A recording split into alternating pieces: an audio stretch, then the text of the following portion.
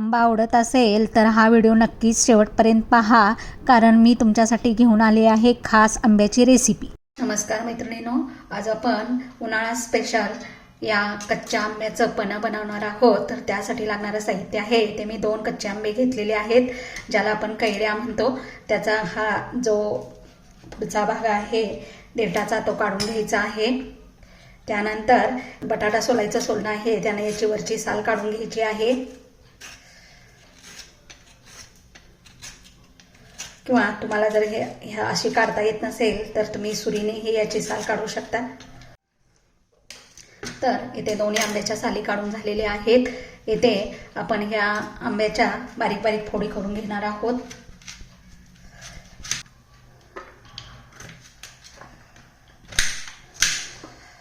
तर इथे बघू शकता की आपल्या दोन्ही आंब्याच्या बारीक बारीक फोडी करून झालेल्या आहेत। गॅसवर मी कुकर ठेवलेला आहे, त्या कुकरमध्ये या आंब्याच्या फोडी घालत आहे।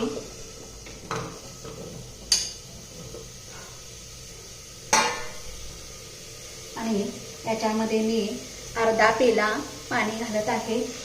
2 शिट्ट्या काढून घेत आहे। इथे आपल्या 2 शिट्ट्या झालेल्या आहेत। पुन्हा मी गॅसवर एक कढई ठेवलेली आहे।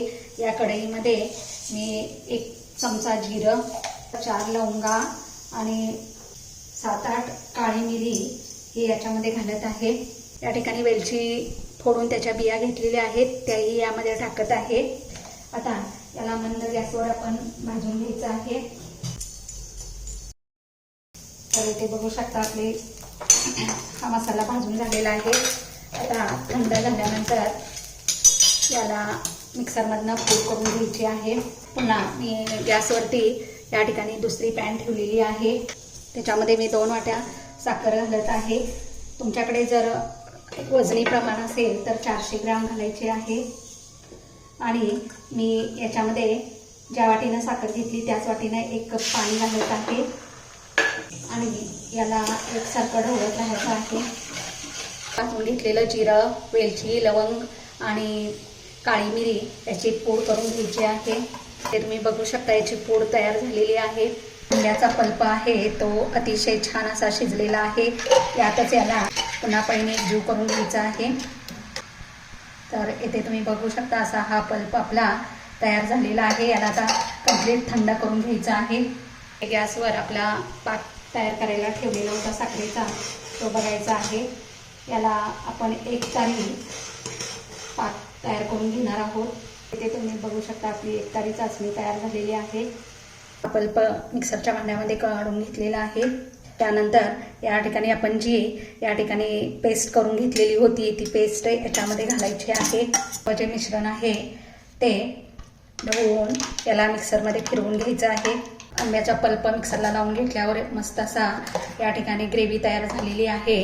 आता अशी जी पाक करून घेतलेला होता 1 तारी पाक, मीडियम गॅस ठेवलेला आहे, त्याच्यामध्ये मी हा जो पल्प मिक्सरला लावून घेतला होता तो यामध्ये घालत आहे।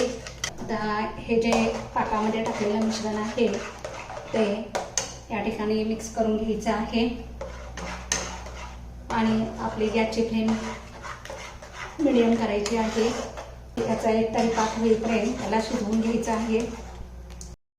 इथे तुम्ही बघू शकता हे जे पण आहे आपले जे पाक आहे तो 1 तारी पाक आपला तयार झालेला आहे। आता आपल्याला गॅस बंद करायचा आहे आणि या मिश्रणाला थंड करून घ्यायचं आहे। आता याच्यामध्ये मी या ठिकाणी अर्धा चमचा मीठ घालत आहे। मीठ हे मिश्रण थंड झाल्यावरच घालायचं आहे आणि त्याला एकसारखं या ठिकाणी हलवून घ्यायचं आहे। मी 1 काचेची भरणी घेतलेली आहे। हे जे थंड झालेलं मिश्रण आहे ते मिश्रण आपण या काचेच्या भरणीमध्ये स्टोअर करून ठेवत आहे।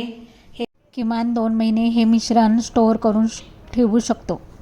हे प्रीमिक्स आपण एका पेल्याला 2 चमचे घालणार आहोत।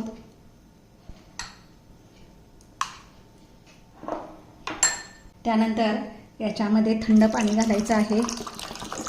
ते तुम्ही बघू शकता आपला मस्त असा आंब्याचं पन्हं तयार झालेला आहे। याला कलरही खूप सुंदर असा आलेला आहे। आणि या ठिकाणी तुम्ही याच्यामध्ये आईस क्यूब पण टाकू शकता, लागत असेल तर मीठही ॲड करू शकता आणि अशा या पन्ह्याचा स्वाद घेऊ शकता। बघा वाव, काय सुंदर झालेलं आहे हे आपलं पन्ह.